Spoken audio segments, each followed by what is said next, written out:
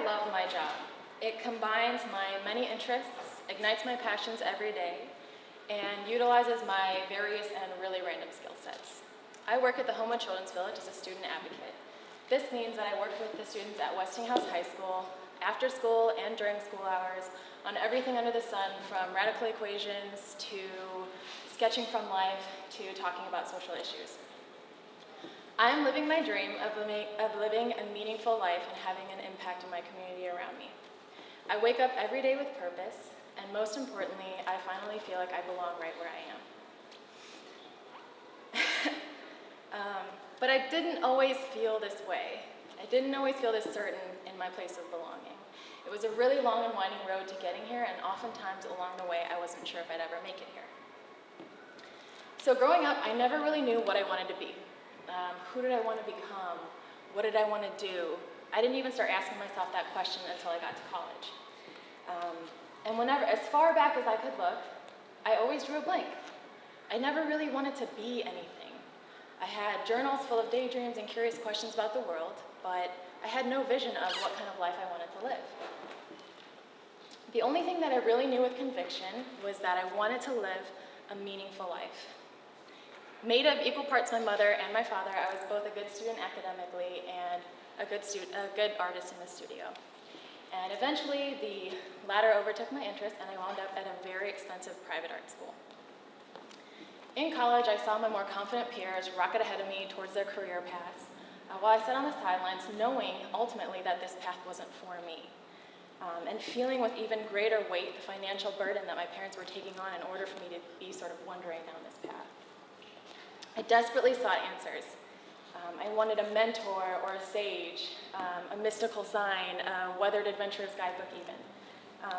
I felt that I needed someone or something to show me the road that I needed to go down, or at least to light the way.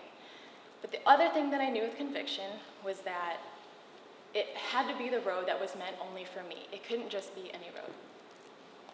So of the two indispensable things that I believe that I needed at this tumultuous time in my life, I had one, but not the other.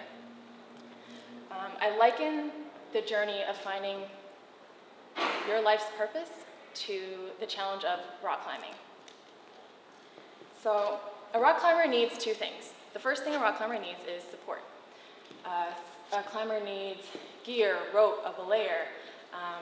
They need a support system to know that they're being held up and that if they fall, there's something to catch them. I had that. I had really great parents who made me feel that I had the power to do anything that I wanted with my life. I could take any climb that I chose to, and that if my confidence overshot my actual ability, they'd be there to catch me if I fall. The second thing that a climber needs is light. They need a luminary to follow, sun to show the way, to show where the cracks and climbs are in the wall above, in the rock above them that they're climbing. That I didn't have. I didn't have enough knowledge about myself, my strengths, and my weaknesses. I didn't have enough knowledge about the world open before me. I didn't know about the climb ahead of me, and I didn't have anyone to show me where I should go.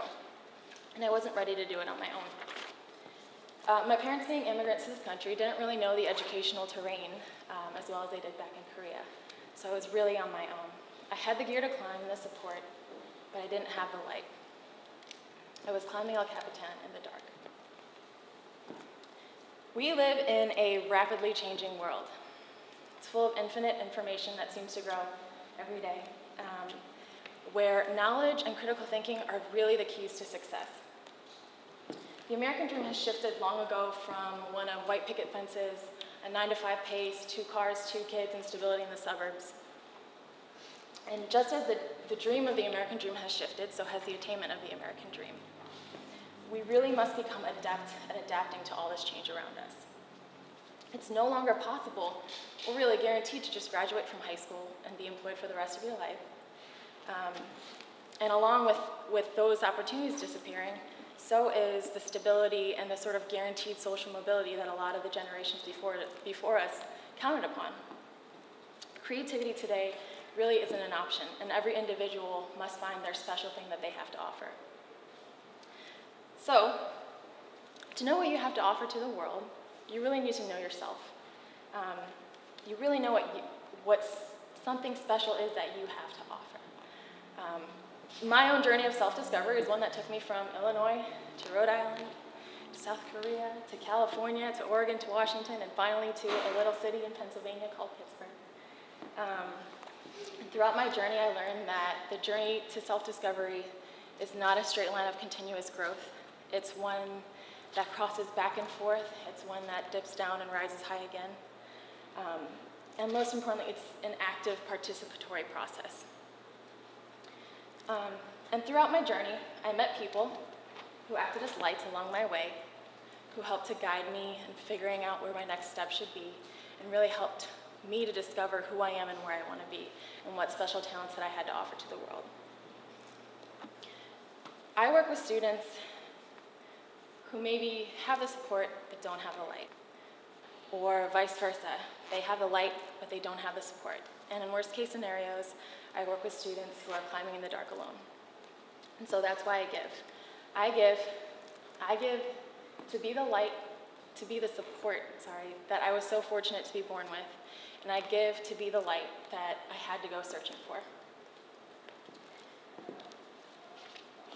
To be a mentor, a support system, or a guiding light to someone, it doesn't require a teaching degree. I don't have one.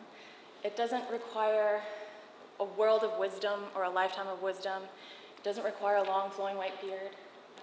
It really just requires that you have the experience and the empathy to share what you've learned in your life with a young person. There's a generation after us looking up to those of us who are just a little bit higher on the climb, looking for us to help light their way. To be a mentor also doesn't require that you do the climbing for anybody. It really just requires that when a student wakes up and they're ready for the climb, you have the gear ready and you're making sure that the lights are on for them. So my American dream doesn't have any white picket fences, but it does involve boundaries. It involves crossing boundaries of race, class, social boundaries, and the boundaries of what that I believed that I could do with my own life. Today I know what I dream of being. I dream of being the support and light for students, to find what it is that they have to offer the world, to discover that life is a journey of self-discovery and adventure. I dream of empowering students to be the adventurers and commanders of their own lives. I dream of guiding students towards leading intentional, purposeful, well-intentioned, self-driven lives. And I dream of encouraging those who can be a mentor to someone to do so, because when we do that, we fulfill our own dreams. When you live your life as the example that you want to set, you find that you achieve your own dreams. And as Henry David Thoreau once said, our truest life is when we are in dreams awake.